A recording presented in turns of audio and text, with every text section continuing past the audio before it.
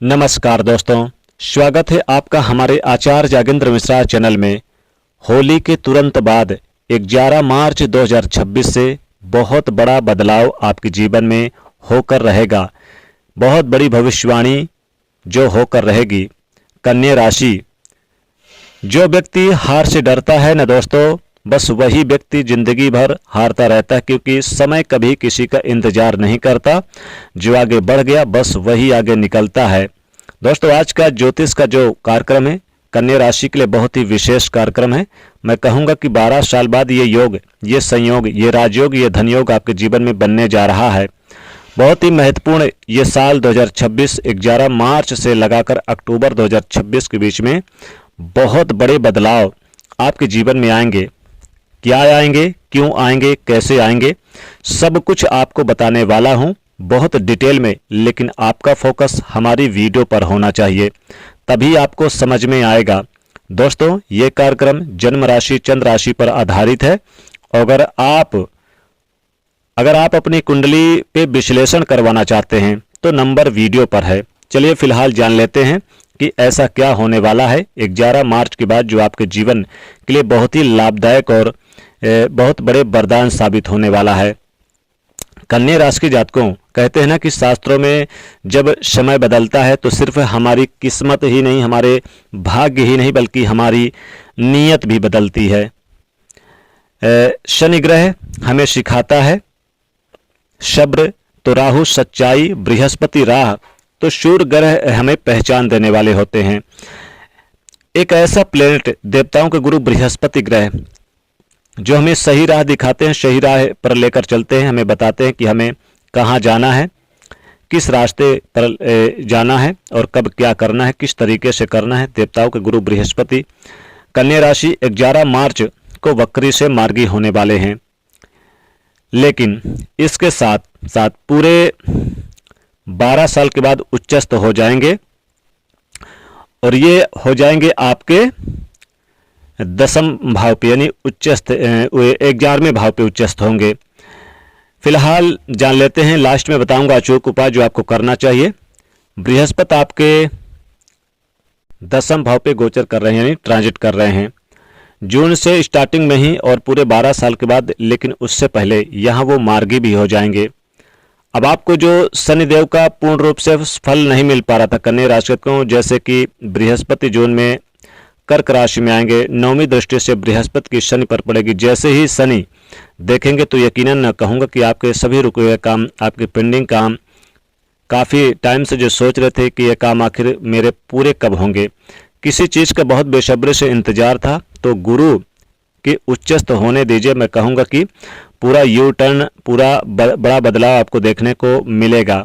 और 11 मार्च के बाद एक चीज़ मैं आपसे कहना चाहता हूँ कि 11 मार्च के बाद जब बृहस्पति मार्गी हो जाएंगे तो आपके परिवार में किसी न किसी खुशहाली का आगमन जरूर होने वाला है 11 मार्च से लगाकर अक्टूबर के बीच में। लेकिन 11 मार्च के बाद आप अपनी सभी गलतियों को सुधार लेंगे, क्योंकि गुरु मार्गी होंगे, उच्चस्थ की राह में जाने वाले हैं। और जून में जब उच्च के होंगे, पूरे 12 साल के बाद जो आपका लक्ष्य है उस राह पर आपको मैच्योर बनाने वाले हैं। क्योंकि बृहस्पति जब उच्चस्थ होंगे तो आप सोचते हैं कि गलत राह में नहीं जाएंगे। अगर आप पहले से गलत राह पर चल रहे थे तो सुधर जाएंगे, आप अपने आप को पूरी तरीके से चेंज कर लेंगे। जैसे ही बृहस्पति मार्गी होंगे, बहुत बड़ा बदलाव आपके स्वभाव में भी देखने को मिलेगा। इस दरमियान आप किसी पार्टनरशिप के बारे में सोचेंगे, आप प्लानिंग कर सकते हैं।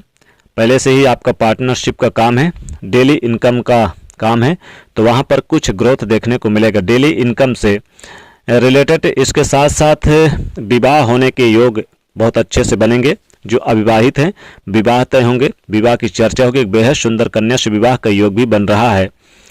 साथ ही विवाह होने की संभावना बनेगी और संतान से रिलेटेड भी सुख प्राप्त होगा। जैसे बहुत सारे लोगों की शादी बहुत साल हो गई लेकिन संतान नहीं प्राप्त हुआ, तो संतान का सुख प्राप्त होगा, देवगुरु बृहस्पति देंगे।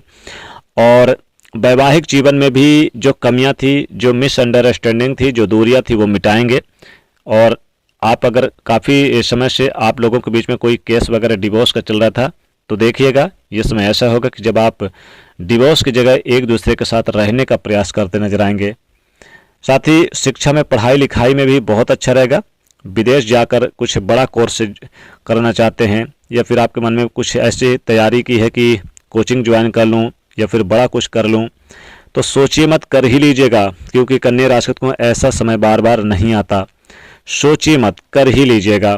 हायर एजुकेशन करना चाहते हैं, बड़ी पढ़ाई, बड़े कोर्स, मीट की तैयारी है, आईटी सेक्टर में है, आप अगर जाना चाहते हैं बीटेक करने के बाद तो बहुत अच्छा रहेगा। गवर्नमेंट से रिलेटेड कोई अच्छा जॉब करना चाहते हैं तो बहुत अच्छा रहेगा।